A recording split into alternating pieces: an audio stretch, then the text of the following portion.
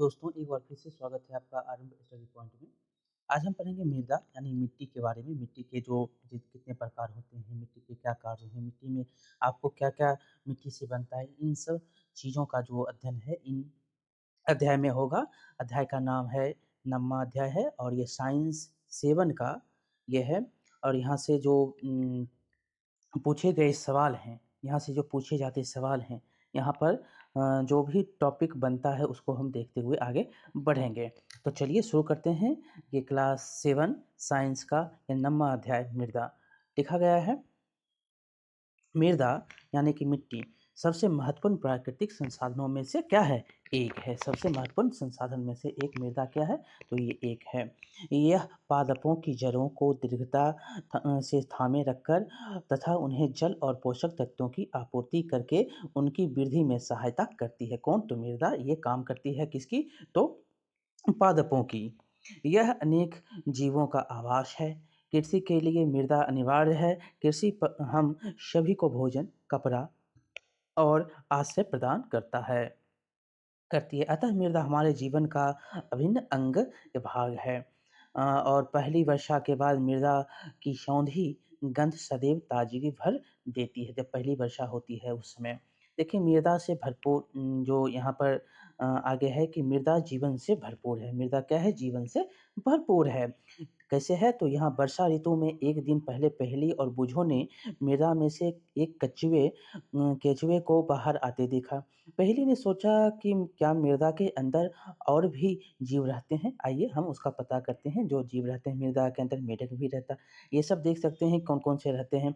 उन विभिन्न स्थानों से मृदा के कुछ जो है नमूने एकत्रित करने के लिए कहा था और ध्यानपूर्वक देखने के लिए। यहाँ पर देख सकते हैं बच्चे एकत्रित कर रहे हैं क्या? तो नमूने एकत्रित कर रहे हैं। आगे है, इसके लिए सदैव आप हैंडलेस आवर्धक लेंस का उपयोग कर सकते हैं। प्रत्येक नमूने का ध्यानपूर्वक से आप परीक्षण करिए। यहाँ पर और लिखिए अपने परीक्षणों के बारे में। यहाँ पर मित्रों से चर्चा करने के लिए कहता है कि मृदा में क्या-क्या पाया जाता है, कौन-कौन से जीव रह सकते हैं उनके बारे में।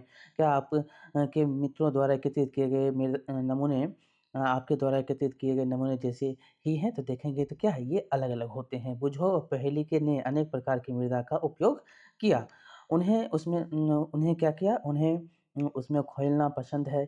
यह वाक़ई बहुत ही मनोरंजक है। मृदा के उपयोगी यहाँ पर सूची बनाने के लिए कहता है क्या-क्या मृदा के उपयोग हैं। देख सकते हैं यहाँ पर क्या है, तो मृदा बगीचे में मृदा का काम क्या होता है? पादप घास और यहाँ पर पेड़-पौधे, जंतु-कुंत, चींटी और कोई भी रह सकते हैं। सड़क के किनारे की मृदा देखेंगे तो क्या होती है? भुरभुरे-सी, कठोर-सी होती हैं। क्या होते हैं? कठोर होते हैं। और यहाँ पर भी आपको क्या मिल जाएगा? तो चींटी इसमें भी मिल जाएगा। मेढक, अगर जो है पानी है वहाँ पर तो मेढक, साँप इत्यादि जीव-जंतु वहाँ पर आपको मिलते हैं। अगर सड़क किनारे देखेंगे तो गाय, भैंस ये भी मिलेंगे।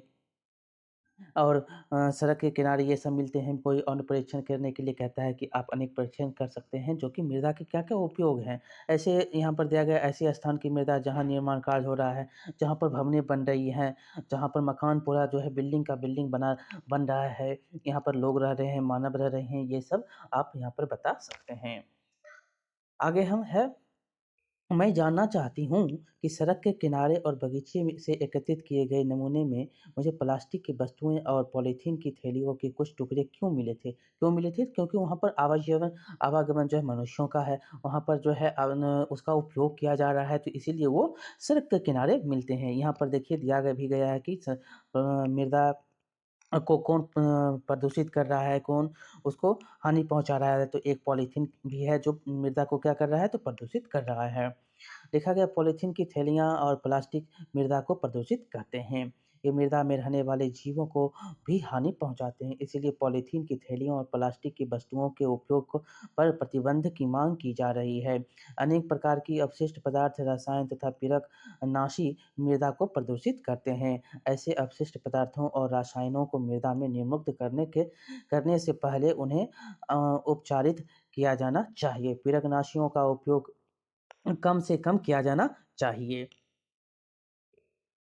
और है यहाँ देखिए अगला है मृदा परिच्छेदिका मतलब प्रोफ़ाइल। उसका प्रोफ़ाइल, मृदा का प्रोफ़ाइल यहाँ पर देखिए वो जो पूछ रहा है कि मैंने हाट बाजार में मृदा के बने हुए बर्तनों व खिलौने को देखा। देखिए, मृदा अनेक परतों की बनी होती है। यह जानने के लिए ये परतें किस प्रकार से व्यवस्थित रहती है, इसकी जो है क्रियाकलाप यहाँ पर बनाने के लिए कहता है। देखिए, सबसे पहले क्या करेंगे, थोड़ी-सी मृदा लेंगे और ढेलों को अपने हाथ से तोड़कर उसका चूर्ण बना लेंगे। अब 3/4 जल से भरा काँच का एक गिलास लीजिए और उसमें मुट्ठी भर मृदा मिला लीजिए। इसे किसी छड़ से अच्छी तरह से हिलाइए, जिससे मृदा पानी में मिल जाए। अब इसे कुछ देर के लिए ऐसे ही रखा रहने दीजिए। कुछ समय के बाद गिलास के पानी को देखिए और निम्नलिखित यहाँ पर उत्तर यहाँ पर दे सकते हैं, जो मृदा कितने प्रकार के हैं, कितने यहाँ पर देख सकते हैं मृदा की परतें हैं। पहला क्या है, वज्री है, दूसरा बालू, तीसरा मृत्तिका, चौथा जल और पाँचवाँ क्या है, ह्यूमस, जिसमें लोग सब रहते हैं, जीव-जंतु इत्यादि पेड़-पौधे मिलते हैं आपको। देख सकते हैं किस प्रकार से मृदा की परतें हैं, तो 5 परतों में ये है, पहला बजरी है, दूसरा बालू है, तीसरा मृत्तिका है, चौथा जल है और पाँचवाँ ह्यूमस है। देखिए, क्या आपको काँच के गिलास में विभिन्न आम-आप साइज़ के कणों की परतें दिखाई देती है? इन परतों को दर्शाते हुए यहाँ पर चित्र हमने बनाया है। चित्र बनाइए, यहाँ पर कहता है क्या जल में कुछ मृत अथवा सड़ी-गली पत्तियाँ के टुकड़े अथवा जंतु अवशेष तैरते हुए दिखाई देते हैं? ऊपर हम देखते हैं तो पहला जो क्या है, वही है। मृदा में उपस्थित सड़े-गले जैव पदार्थ ह्यूमस कहलाते हैं। जो भी सड़े-गले जैव पदार्थ हैं, वो क्या कहलाएँगे? जो जीव-जंतु जो भी सड़ गया है, ये सब देख सकते हैं, ये ह्यूमस कहलाएगा। मृदा में उपस्थित जो सड़े-गले गले जैव पदार्थ होते हैं, वो क्या होते हैं? ह्यूमस। आप शायद जानते होंगे कि पवन, जल और जलवायु की क्रिया से सैलित चट्टानों के टूटने पर मृदा का निर्माण होता है। ये बहुत बार क्वेश्चन पूछा गया है, मृदा का निर्माण कैसे होता है? तो पवन, जल और जलवायु की क्रिया से सैलों मतलब चट्टानों के टूटने से जो है मृदा का निर्माण होता है। यह प्रक्रम अपक्षय कहलाता है। ये जो प्रक्रम क्या कहलाता है? अपक्षय कहलाता है। जो टूटकर मृदा का निर्माण हो रहा है, वही प्रक्रम क्या कहलाएगा? अपक्षय कहलाएगा। किसी मृदा की प्रकृति उन सेलों पर निर्भर करती है जिनसे इसका निर्माण हुआ है और उसकी जो प्रकृति है उसी सेलों पर निर्भर करती है जिससे उसका निर्माण हुआ है और यह उन वनस्पतियों की किस्मों पर भी निर्भर करती है जो इसमें उगते हैं। आगे है मृदा की विभिन्न परतों से गुजरती हुई ऊर्ध्वाकाट मृदा परिच्छेदिका कहलाती है और जो मृदा की विभिन्न परतें से जो गुजरता है मृदा की विभिन्न परतों से गुजरती हुई काट मृदा परिच्छेदिका कहलाती है। प्रत्येक परत स्पर्श मतलब गठन, रंग, गहराई, रासायनिक संगठन में भिन्न होती हैं। ये परतें सस्तर स्थितियाँ कहलाती हैं। ये परतें क्या कहलाती हैं? सस्तर स्थितियाँ कहलाती है। यहाँ पर देख सकते हैं मृदा परिच्छेदिका के कैसे हैं। पहला सहस्तर स्थिति में पेड़-पौधे उगते हुए, दूसरे में देख सकते हैं दूसरा में अस्तर स्थिति, दूसरा है बी है, सी में देख सकते हैं और ये आधार सेल है। क्या है ये? आधार सेल टूटता हुआ देख सकते हैं। पहले इतना टूटा, फिर देखिए कितना टूटा, फिर ये क्या बन गया? तो ऊपर में आपको मृदा जो कि पेड़-पौधे के लिए होता है, वो मृदा बन गया है ऊपर में। आगे है हम सामान्यतः मृदा की सबसे ऊपरी शीर्ष मतलब परत को देखते हैं, उसके नीचे वाली परतों को नहीं। यदि हम हाल ही में खोदी गई खाई में के पार्श्व भागों को देखें, तो हमें मृदा की भीतरी परतें भी दिखाई देती है। ऐसी स्थिति में हम उस स्थान को मृदा परिच्छेदिका का परीक्षण कर सकते हैं। मृदा परिच्छेदिका को कुएँ की खुदाई करते समय अथवा किसी इमारत की नींव खोदते समय भी देखा जा सकता है। इसे पहाड़ों पर, सड़कें के किनारे अथवा नदियों के खड़े किनारों पर भी देखा जा सकता है। सबसे पहले जो है सबसे ऊपर वाली स्तर स्थितियाँ सामान्यतः गहरे रंग की होती है क्योंकि यह ह्यूमस और खनिजों से समृद्ध होती है। ये पूछा भी गया है कि पहला जो ये भाग देख रहे हैं स्थितियाँ ह्यूमस से क्या होती है? समृद्ध होती है और ह्यूमस मृदा को उर्वर बनाता है और ह्यूमस क्या करता है? मृदा को उपजाऊ बनाता है और पादपों को पोषण प्रदान करता है। इसीलिए पेड़-पौधे क्या हैं? पहले ऊपरी स्तर पर रहते हैं, सस्तर पर। यह परत सामान्यतः मृदु, सरंध्र और अधिक जल को धारण करने वाली होती है। ठीक? इसे शीर्ष मृदा अथवा अथवा स्तर स्थिति कहते हैं। इसको शीर्ष मृदा भी कहा जाता है। शीर्ष मृदा कृमियों, कृंतकों, छुछुंदरों सॉरी छुंदरों और भृगुओं जैसे अनेक जीवों की आवास मतलब आश्रय प्रदान करती है। ये छुंदरों और भृगुओं को भी यह आवास प्रदान करता है। छोटे पादपों की जड़ें जो हैं पूरी तरह से शीर्ष मृदा में ही रहती है और छोटे जो पौधे होते हैं उसके यहाँ पर शीर्ष मृदा में ही सिर्फ रहती है। शीर्ष मृदा के नीचे की परत में ह्यूमस की कमी होती है और जब शीर्ष मृदा के नीचे जाएँगे तो ह्यूमस की कमी होने लगती है, लेकिन खनिज अधिक होता है, लेकिन यहाँ पे खनिज अधिक होता है और यह परत जो है सामान्यतः अधिक कठोर और अधिक संहत मतलब घनी होती है और यह भी स स्तर स्तर स्थिति या मध्य परत कहलाती है और ये मध्य परत कहलाती है क्योंकि यहाँ पर खनिज ज़्यादा है और ये कठोर होती है, ठीक? और अधिक सहंत होती हैं ये, ठीक? मतलब घनी होती हैं। अगला है तीसरा, तीसरा देख सकते हैं तीसरा पर परत है सी स्तर स्थिति कहलाती है जो दरारों और विंदरों युक्त सेलों के छोटे ढेलों की बनी होती है। इस परत के नीचे आधारशिल होता है और इसके नीचे क्या होता है? आधारशिल होता है जो कठोर होता है और इसे फावड़े से खोदना क्या होता है? कठिन होता है। इसको फावड़े से आप खोद नहीं सकते हैं। अब देखिए मृदा के प्रकार, मृदा के कितने प्रकार होते हैं? तो आप जानते हैं जैसा कि आप जानते हैं कि सेलों के अपक्षय से विभिन्न पदार्थों के छोटे-छोटे कण निर्मित होते हैं। इनमें बालू और चिकनी मिट्टी मतलब क्लेन्ज सम्मिलित हैं। किसी मृदा में बालू और चिकनी मिट्टी का अनुपात उस मूल सेल पर निर्भर करता है जिससे उसके कण बने हैं। सेल कणों और ह्यूमस का मिश्रण मृदा कहलाता है। सेल कण और ह्यूमस का मिश्रण ही क्या कहलाता है? मृदा कहलाता है। जीवाणु जैसे बैक्टीरिया, पादप मूल और केंचुए जैसे जीव भी मृदा के महत्वपूर्ण अंग होते हैं। मृदा को उसमें पाए जाने वाले विभिन्न आमाप मतलब साइज के कणों के अनुपात के आधार पर वर्गीकृत किया जाता है। यदि मृदा में बड़े कणों का अनुपात अधिक होता है तो वह बलुई मृदा कहलाती है। अगर मृदा में बड़ा कण जो है ज़्यादा होगा तो वो क्या कहलाएगा? तो बलुई मृदा कहलाएगा। यदि बारीक मतलब सूक्ष्म कणों का अनुपात अपेक्षाकृत अधिक होगा, छोटा-छोटा कण जो होगा ज़्यादा होगा तो वह मृदा क्या कहलाएगा? वह मृदा निम्न मृदा कहलाएगा, ठीक?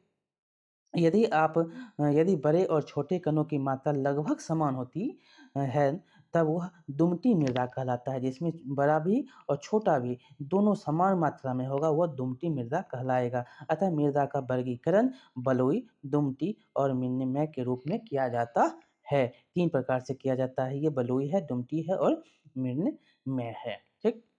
यहाँ पर देख सकते हैं कैसे-कैसे यहाँ पर आकार दिए गए हैं मिट्टी को। आगे है कि मृदा में कणों के आमाप और उनके गुणों पर बहुत महत्वपूर्ण प्रभाव होता है। बालू के कण अपेक्षाकृत बड़े होते हैं और ये आसानी से एक-दूसरे से जुड़ नहीं पाते। क्या होते हैं? ये बालू के कण अगर बड़े होंगे तो ये आसानी से एक-दूसरे से नहीं जुड़ पाते हैं। अतः उनके बीच में काफ़ी रिक्त स्थान होते हैं। ये स्थान वायु से भरे रहते हैं और यह स्थान क्या होता है? वायु से भरा हुआ रहता है। और अतः हम यह कह सकते हैं कि बालू सुबातित होती है। बालू के कणों के बीच हुए स्थानों में से जल की निकासी तेजी से हो जाती है। अतः बलुई मृदा हल्की, सुबातित और शुष्क होती है। बलुई मृदा जो होती है और मृत्तिका मतलब चिकनी मिट्टी के कण सूक्ष्म, बहुत छोटे होने के कारण परस्पर जुड़े रहते हैं। तो जो चिकनी मिट्टी होता है वो क्या होता है?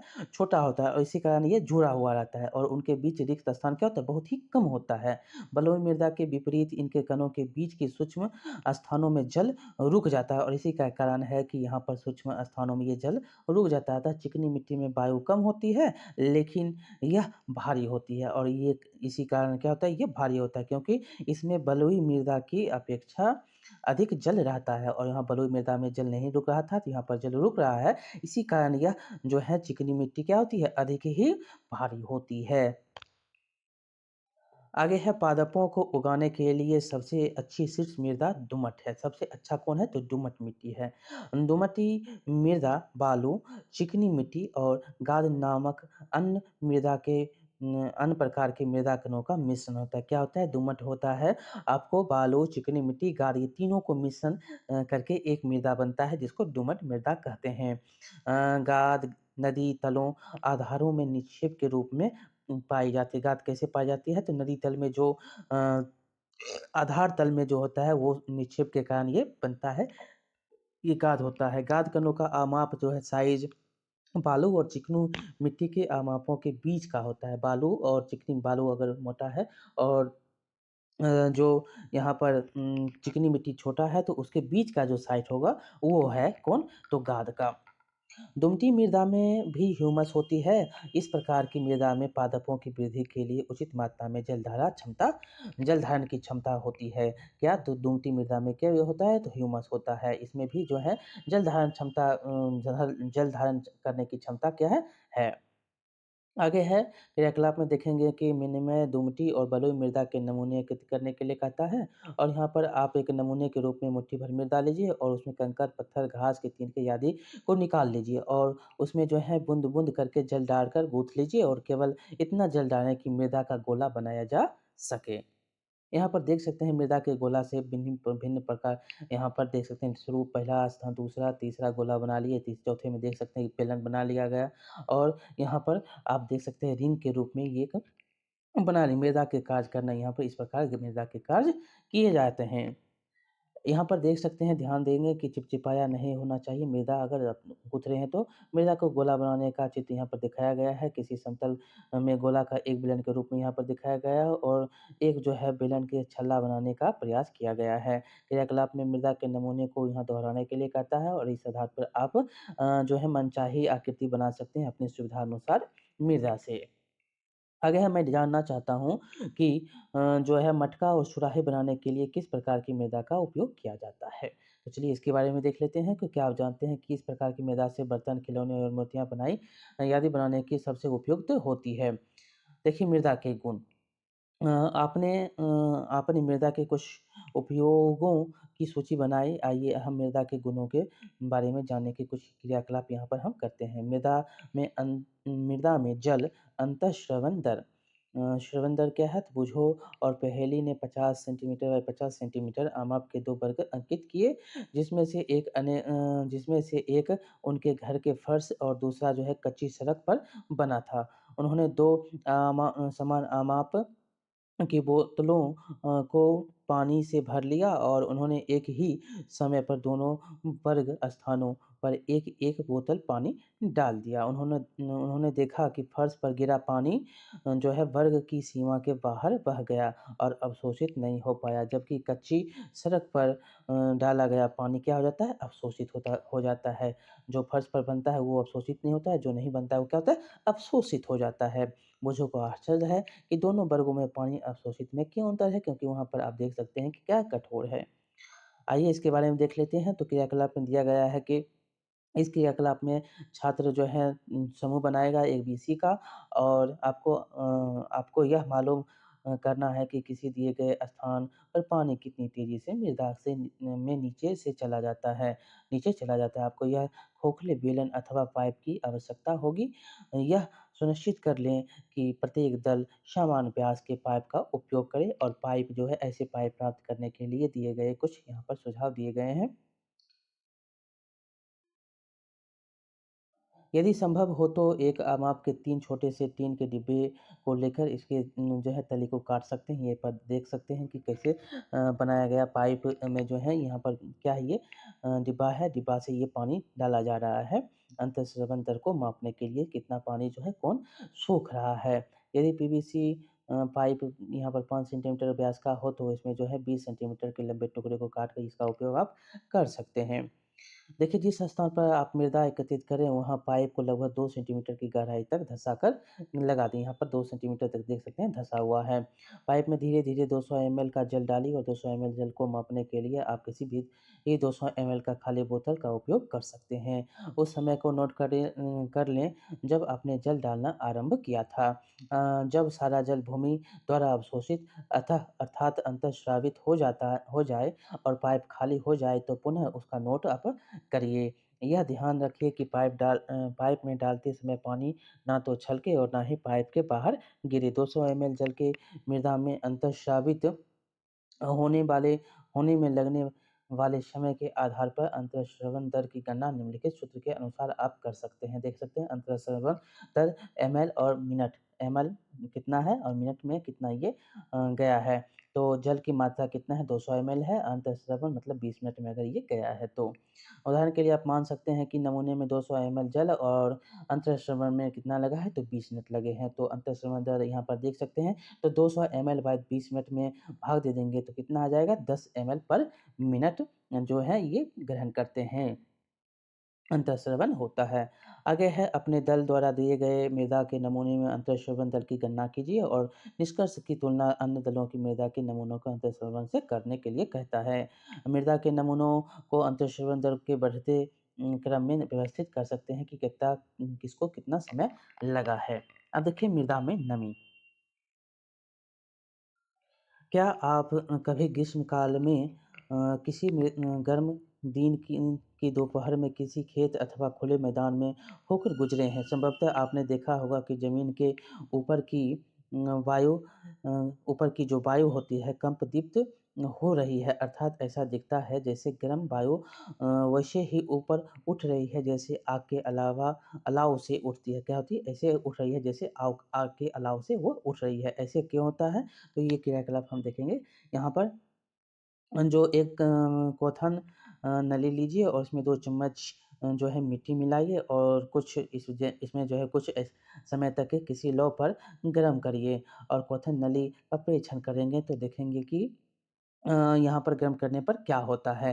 तो यहाँ पर देख सकते हैं कि भाप जो है ऊपर जा रहा है। ये मिट्टी है, ये मृदा का नमूना है, ये कोथन नली है और जल की बूंदी यहाँ पर आपको मिल रहा है। ये स्टैंड से आप इसको खड़ा करके बर्नर यहाँ पर आके दे सकते हैं। तो यहाँ पर क्या होगा, क्या आपको कहीं जल की बूँदें दिखाई देती है? यदि हाँ, तो किस स्थान पर ऊपर में आपको जल की बूँदें दिखाई देती है? वही जो मृदा में है जल वही ऊपर जा रहा है। गर्म करने पर मृदा में से जल वाष्पित होकर ऊपर उठता है और क्वथन नली के ऊपरी भाग की जो है अपेक्षाकृत ठंडी भीतरी दीवार पर संघनित हो जाता है। गर्म दिनों में मृदा से जल के वाष्पन के कारण ऊपर उठती जल वाष्प वायु को अपेक्षाकृत सघन बना देती है और ये क्या करती है, ऊपर उठकर सघन कर देती है।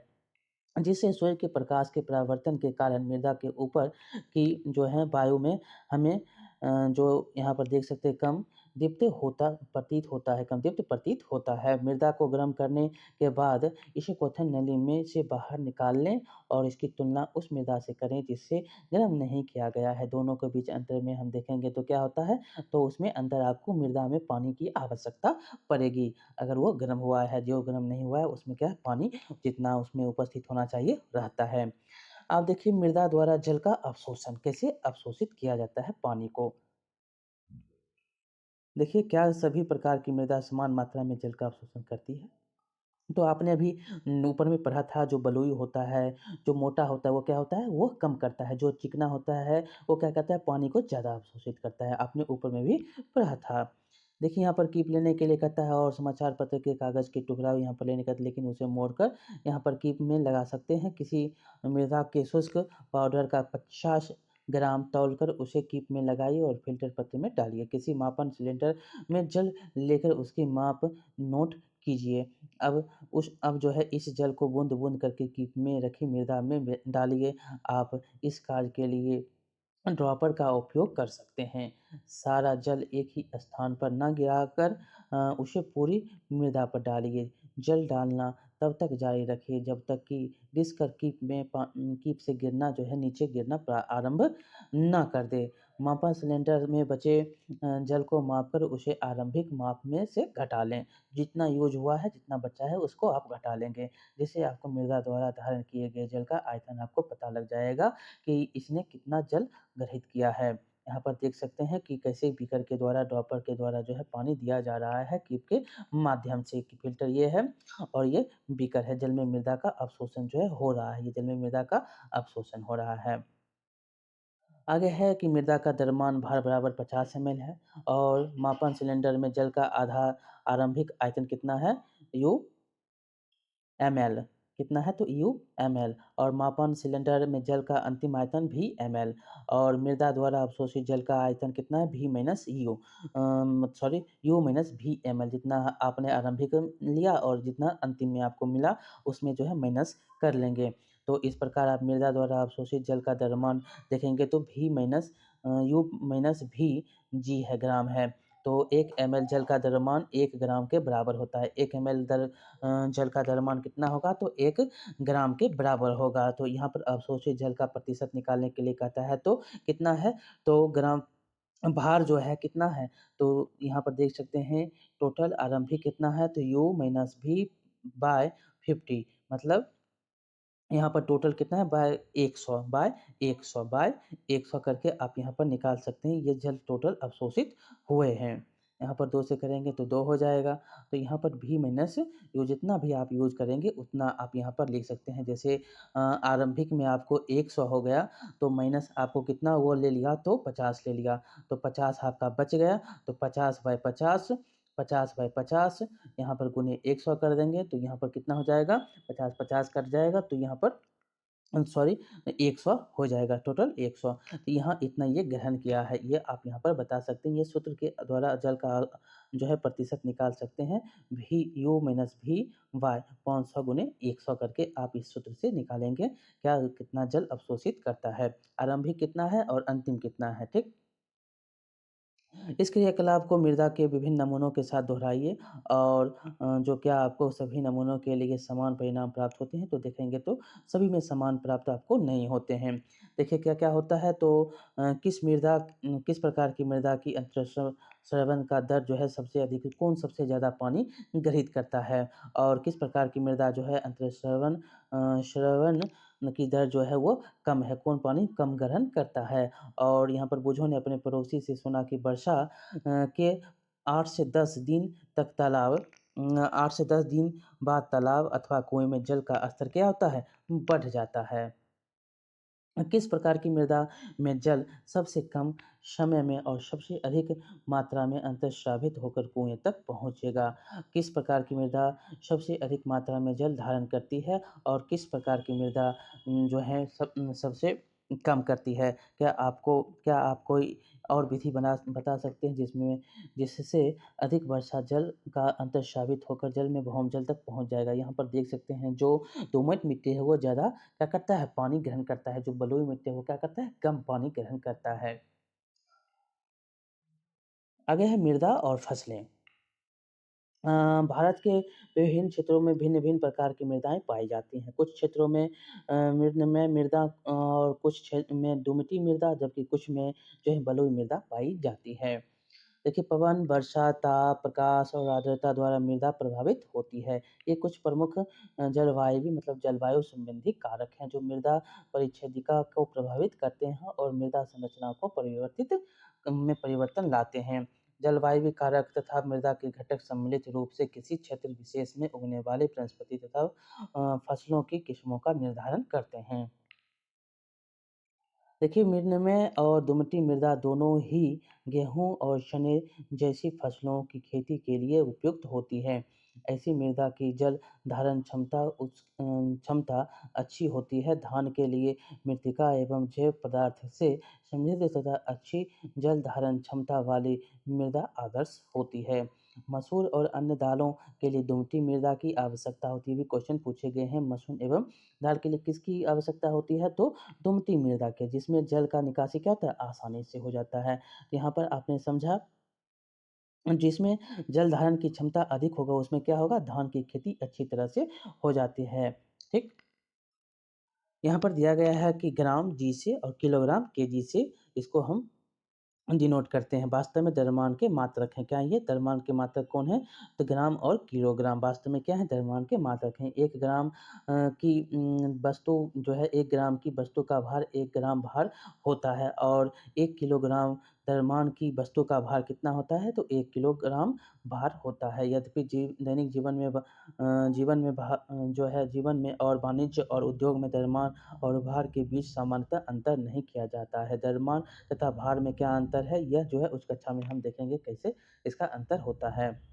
तो यहाँ पर देख सकते हैं कि निकासी आसानी से हो जाती है। कपास के लिए बलुई और दोमट अथवा दोमट जो है कपास के लिए क्या तो बलुई और दोमट अथवा दोमट मृदा अधिक उपयुक्त होती है, जिसमें से जल की निकासी आसानी से हो जाती है और जो पर्याप्त परिणाम में जो है वायु में धारण करती है।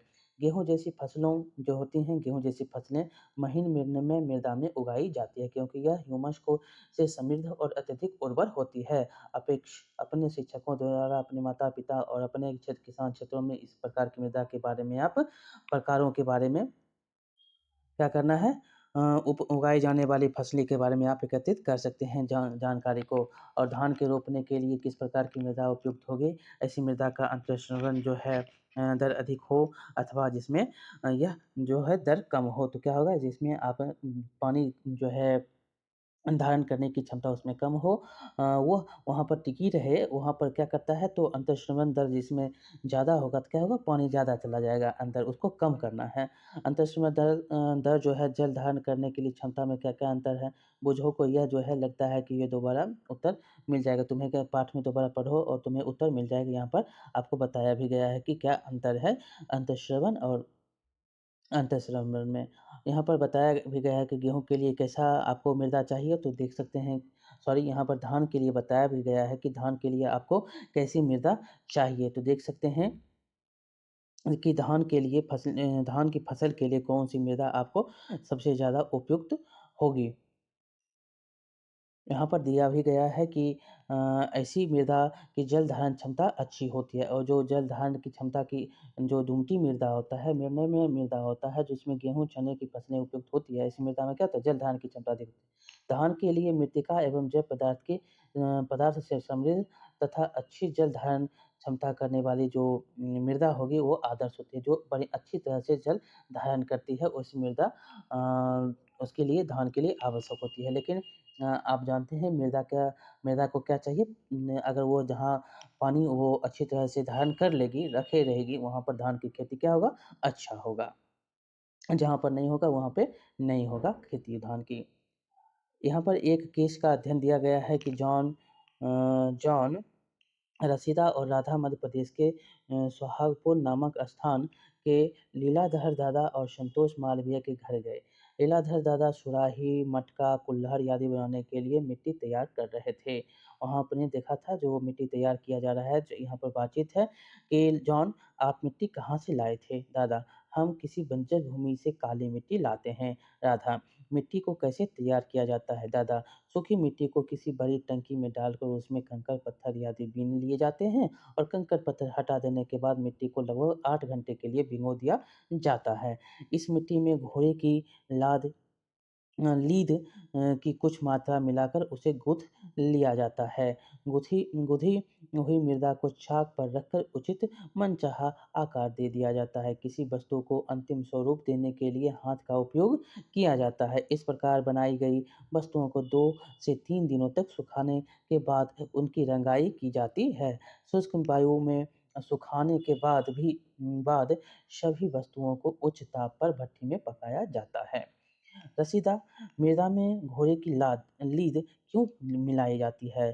तो दादा पकाने के प्रक्रम में घोड़े की लीद जल जाती है जिससे मृदा के पात्रों में सूक्ष्म छिद्र रह जाते हैं। इसी कारण मटकों और सुराही में जल अंतर्स्रावित होकर उनकी बाहरी सतह तक आ जाती है। वहाँ से वह यह वाष्पित हो जाती है जिससे घड़े या सुराही में रखा जल ठंडा हो जाता है और दादा ने बताया कि सुहागपुर में बनी सुराहियाँ और मटके दूर-दूर तक के लिए ये प्रसिद्ध हैं। यहाँ पर देख सकते हैं कैसे बर्तन बनाए जा रहे हैं।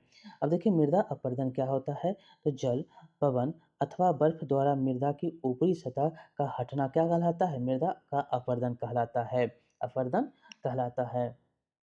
पादपों की जड़ें मृदा को मजबूती से बांधे रखती है। पादपों की अनुपस्थिति में मृदा ढीली हो जाती है।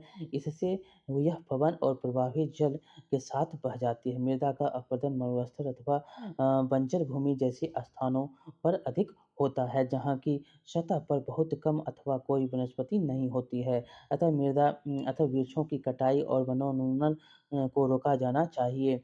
और हरित क्षेत्रों को बढ़ाने का प्रयास किया जाना चाहिए। तो ये चैप्टर जो है बहुत ही इम्पोर्टेंट है। यहाँ से मृदा के बारे में आपको क्वेश्चन पूछा जाता है। देखिए मृदा में ह्यूमस, दुमटी, अंतःस्रवण, आर्द्रता, बलुई जलवायु, जलधारण और स्तर स्थिति, अपरदन, मृदा परिच्छेदिका और मृत्तिका, ये प्रमुख शब्द आपको यहाँ से हैं। क्या आपने इसमें सीखा? तो मृदा का पृथ्वी पर जीवन के लिए क्या है? आवश्यक है। किसी स्थान की मृदा परिच्छेदिका वहाँ की मृदा की विभिन्न परतों की परिच्छेद होती है। ये परतें स्तर स्थिति कहलाती है। मृदा विभिन्न प्रकार की होती है, जैसे कि मृदमय, दुमटी और बलुई। विभिन्न प्रकार की मृदा में जल की अंतःस्रवण दर जो है भिन्न भिन्न होते हैं। यह दर बलुई मृदा में सबसे अधिक और मृदमय में सबसे कम होती है। विभिन्न प्रकार की फसलों को उगाने के लिए विभिन्न प्रकार की मृदा उपयुक्त होते हैं। मृत्तिका देखिए, चिकनी मिट्टी का जो मृदा है और दोमट मृदा में गेहूँ और चना और धान उगाने के लिए उपयुक्त होता है, जो मिट्टी का चिकनी होता है उसमें। और कपास को बलुई मिट्टी में जो है उगाया जाता है, बलुई दोमट मिट्टी में। मृदा अपने में जल को रोके रखती है, जिसे मृदा आर्द्रता या मृदा नमी कहते हैं। मृदा की जल को रोके रखने की क्षमता या जल धारण क्षमता विभिन्न फसलों के लिए महत्वपूर्ण है। मृत्तिका चिकनी मिट्टी का उपयोग बर्तनों, खिलौनों और मूर्तियों को बनाने के लिए किया जाता है। यहाँ पर अभ्यास जो है, अभ्यास में दिया भी गया है कि 1 और 2 में सबसे उपयुक्त उत्तर को चिन्हित करिए। दिया गया है 1 और 2 में सबसे उपयुक्त कौन? यहाँ पर ऑब्जेक्टिव क्वेश्चन है। सबसे सेल कणों में अतिरिक्त मृदा में होते हैं। क्या होते हैं? जो सेल कण होते हैं उसमें अतिरिक्त मृदा में क्या-क्या होते हैं? तो क्या होते हैं? तो जैव खनिज होता है, जैव पदार्थ, वायु और जल। दूसरा है जल धारण क्षमता सबसे अधिक होती है। इसका ये आंसर हो गया। जल धारण क्षमता सबसे अधिक किसकी होती है? तो मृदा में मृदा की सबसे अधिक होती है। यहाँ पर आप बता सकते हैं। आगे है, यहाँ पर मिलान करने के लिए आपको दिया गया है कि इसका आंसर क्या होगा। तो पहला का है जीवों को आवास देने वाली। जीवों को कौन आवास देता है? तो यहाँ पर आप बता सकते हैं सभी प्रकार की मृदा जो है जीवों को आवास देती है। यहाँ पर आंसर। मृदा की ऊपरी परत क्या होता है? तो यहाँ पर ऊपरी परत जो होता है इसका रंग क्या होता है? गहरे रंग की है। ये ऊपरी परत क्या है? गहरे रंग की है। बलुई मृदा है, तो बलुई मृदा क्या होते हैं? बड़े बड़े कण जो हैं किसके होते हैं? बलुई मृदा के। और मृदा की मध्य परत जो होती है, वो मध्य परत आपने यहाँ पर पढ़ा भी है कि मृदा की मध्य परत में आपको ह्यूमस की जो मात्रा कम होती है। और मृदमय मृदा में क्या होता है? सघन छोटे कण होते हैं। ये सघन छोटे कण किसमें होते हैं? मृदमय मृदा में। ये आपने मिलाया और यहाँ पर जो भी क्वेश्चन 1-2 क्वेश्चन है यहाँ पर बताना है आपको। यहाँ पर बना लेंगे आप, हमको पता है। और यहाँ पर से जो भी क्वेश्चन बनेगा आप यहाँ से बच जाएगा। आपको यहाँ पर सूत्र भी दिया गया है कि मृदा में आर्द्रता का प्रतिशत जो है आर्द्रता का भार और मृदा के नमूने के मूल का भार गुने 100, ये आप ऐसे निकाल सकते हैं। कितना प्रतिशत ऐसे यहाँ पर दिया भी गया है, देख सकते हैं कैसे निकालेंगे। तो उदाहरण के लिए 10 जो है 10 गुने 10 बाय 1 सॉरी 10 गुने 100 बाय 100 और इससे क्या हो जाएगा 10% टोटल इसका मृदा की आर्द्रता यहाँ पर निकलेगी। टोटल यहाँ पर 10% देख सकते हैं यहाँ पर टोटल भार कितना है। तो 100 है। यहाँ पर से 10 टोटल हो गया भार और यहाँ पर मूल भार यहाँ पर हो गया आर्द्रता का भार 10 हो गया और मूल भार जो है 100 हो गया।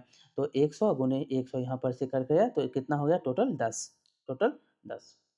तो क्या आप जानते हैं यहाँ पर है, क्या आप जानते हैं उत्तर भारत के अनेक नदियाँ हिमालय के क्षेत्रों से निकलकर मैदानी भागों में बहती है। ये क्या है? मैदानी भागों में बहती है। ये नदियाँ अपने साथ अनेक प्रकार के पदार्थ लाती हैं, जिसमें गाद, मृत्तिका, चिकनी मिट्टी, बालू, बजरी सम्मिलित होते हैं।